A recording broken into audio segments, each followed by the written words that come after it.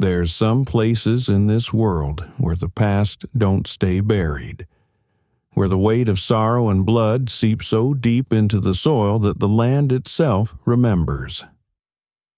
Locust Grove, Oklahoma, is one of them places.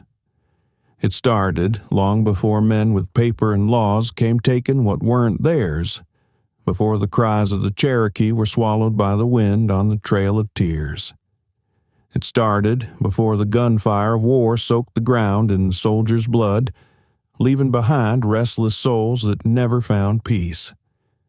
And yet, despite all them warnings, despite the way the air never quite settled right, someone decided to build a camp for children on that cursed land, a place of innocence, of laughter, of campfires and starlit nights. But the land don't care what it was meant to be. And in 1977, it took back what it was owed. Now, if you listen close, the wind don't just rustle the leaves, it whispers names that ain't been spoken in years. If you walk too far into them woods, you might feel a cold hand brush your arm, might see eyes glowing from the brush that disappear when you blink.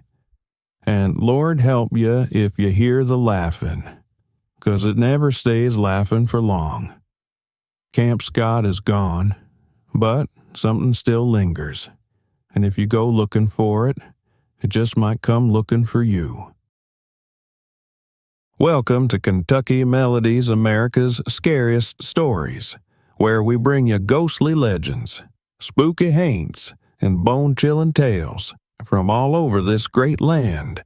These stories will have you looking over your shoulder all night, so pull up a chair, dim them lights, and let's dive into the eerie and unexplained.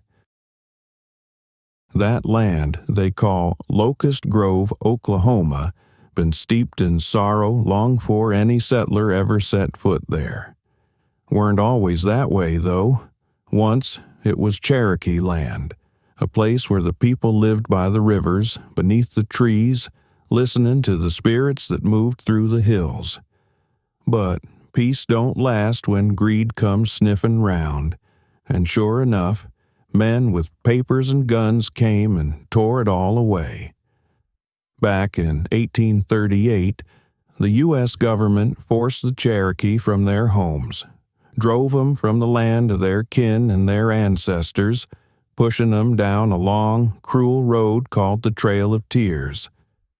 1,200 miles of suffering with cold setting in their bones, bellies aching from hunger, feet raw from the journey. Thousands never made it.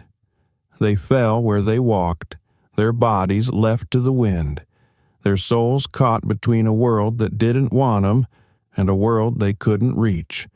The old folks say the land itself soaked up that sorrow, took in that blood, and never let go of it. Weren't just grief settling in the soil, something darker took root. The elders whispered that when that much pain stains the earth, it wakes things that ought to stay sleeping.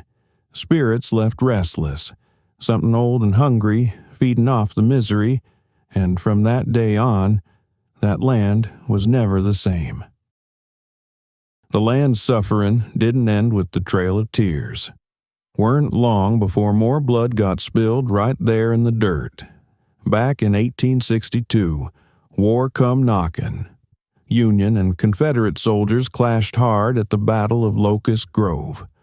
The sound of gunfire tore through them woods, bullets hitting trees, men dropping before they even knew what killed them. Weren't much of a fight. The Confederates got cut down fast. Some of them never even had the chance to raise their rifles. They died in the dirt, their bodies left to rot, their last cries swallowed by the wind. For years after, folks whispered about shadows moving through the trees, figures standing just out of sight, their faces twisted up like they was still feeling the pain of dying. Some swore they heard moaning in the dark, voices drifting through the hills, calling out for help that weren't never coming. Others, they stayed clear of that place altogether, wouldn't set foot on that land after sundown, saying the ground weren't fit for the living no more. The Cherokee who remained in them parts knew what it meant. Too much death, too much suffering, too much blood seeped into the earth. That kind of stain don't wash out. That land was cursed now, cursed beyond fixin'. And yet, years later, somebody got it in their head to build something meant for children on that very spot. A place for laughter, for campfires, for childhood memories. But curses, they don't much care what a place is supposed to be. Back in 1928, someone figured they could turn that cursed land into something good. So they built Camp Scott, a Girl Scout retreat, a place where young'uns could run free, learn the ways of the woods, and make memories meant to last a lifetime. For near 50 years, the place flourished. Girls came from all over laughing round campfires, learning to tie knots and read the stars, never once knowing what lay beneath their feet. But folks that had been round long enough, they knew. The Cherokee elders still whispered their warnings, said that land weren't never meant for the living, said it had already taken too much, and some campers, they felt it too. Girls told stories of whispers riding the wind at night, voices calling from the trees that weren't nothing but shadows in the daylight. Some swore their belongings got moved in the dead of night, though no one had been near. Others woke to the feeling of something watching, something just beyond the lantern light. But kids got wild imaginations, and grown folks don't like to dwell on things they can't explain. So they ignored the warnings, laughed off the whispers, kept the campfires burning, hoping light was enough to keep the dark at bay. Then came 1977, and the land, the spirits, the curse, the suffering buried deep in that soil, took what it was owed. 3 innocent souls, gone, and Camp Scott, it never opened its gates again. June 13th, 1977, should have been a night of campfire stories, sticky s'mores, and sleeping under the stars. For Lori Lee Farmer, 8, Doris Denise Milner, 10, and Michele Heather Guse, 9, it was their first night at Camp Scott, full of nerves, excitement, and the kind of wonder only childhood holds. They were placed in tent number 8, sitting just a little too far from the others, tucked away at the edge of the camp. Alone enough that when the darkness crept in, there weren't many ears to hear what came next. But trouble had been brewing long before that night. A counselor's cabin was ransacked, her belongings tossed like someone, or something, had been looking for something. A note was found, scrawled and strange, warning that 3 girls would die that summer. Just a cruel joke, they said, just a prank. Some of the counselors heard strange noises in the night, low, guttural growls from the woods. But when they shined their flashlights toward the trees, the only thing staring back was the empty dark. Then came the night, and the woods fell too quiet. Some of the girls said they heard moaning, soft and eerie, drifting through the trees. Others claimed they saw a single beam of light, a flashlight, moving through the woods, disappearing between the trees like something was lurking just beyond their sight. But no one dared step outside, and by the time the first rays of sun pushed through the trees, the horror had already happened. Tent number 8 was empty. Their bodies were found along a trail leading to the showers, 3 young lives stolen in the dead of night in a place that had already seen too much blood spilled into its soil. Panic gripped the camp. Parents came rushing in, pulling their daughters from the cabins, from the fields, from the nightmare that had settled over Camp Scott. And after that, the gates shut for good. The laughter, the songs, the firelight, it all faded into silence.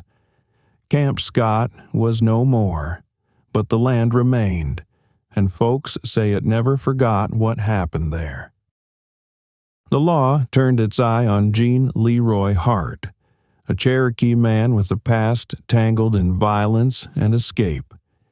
He'd been on the run for years, hiding deep in the hills, living off the land like a ghost. When they finally caught him a year later, folks thought justice might be served.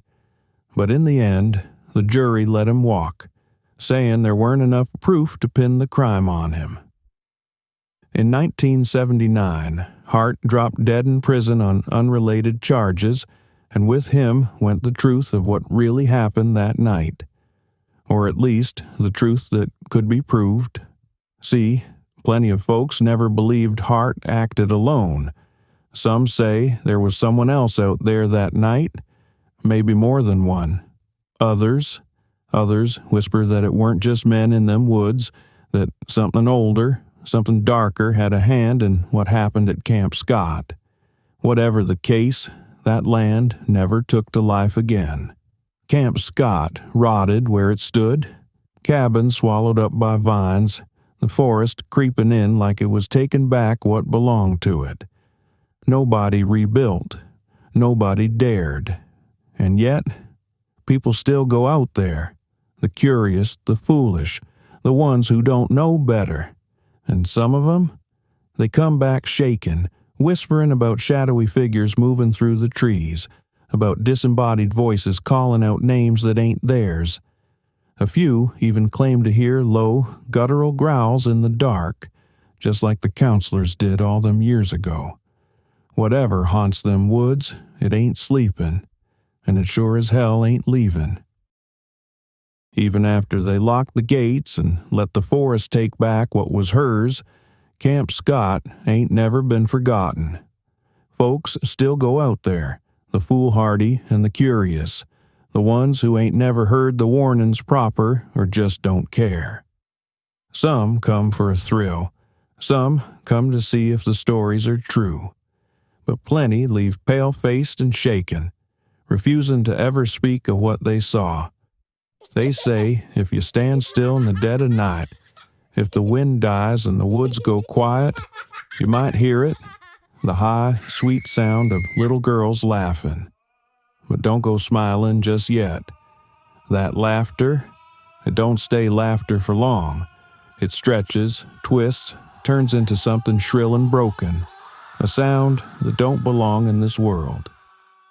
Ain't just sounds, neither. The woods got watchers. Tall, dark things that slip between the trees, moving just out of sight, their eyes hollow and wrong, fixed on anyone fool enough to walk them cursed grounds.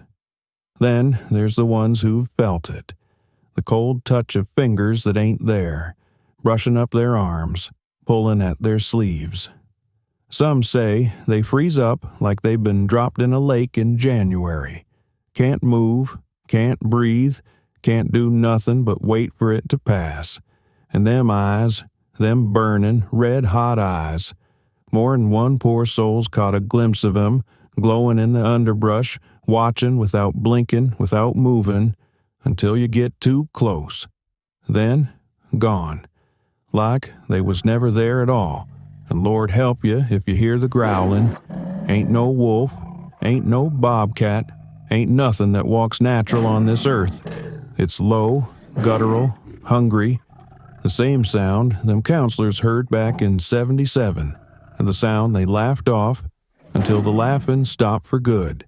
Some folks say it's the girls, trapped in their final moments, doomed to relive that night over and over again, trying to find a way out that ain't never coming. Others reckon it goes deeper than that whatever cursed that land long before 1977 is still there, still watching, still waiting. And if you step foot on that soil, it just might be waiting for you. Maybe it was the trail of tears that first soaked that soil in sorrow, leaving behind a wound that never healed. Maybe it was the Battle of Locust Grove, spilling more blood into ground that had already had its fill, calling up restless spirits that still roam the hills. Or maybe, just maybe, something else was always there, hiding in the trees, waiting for something innocent to take.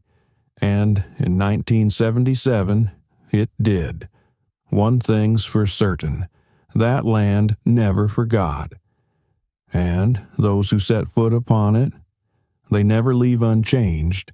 Even now, if you listen close, the wind don't just whistle through them trees, it whispers, calling out names that ain't been spoken in years, crying for something lost.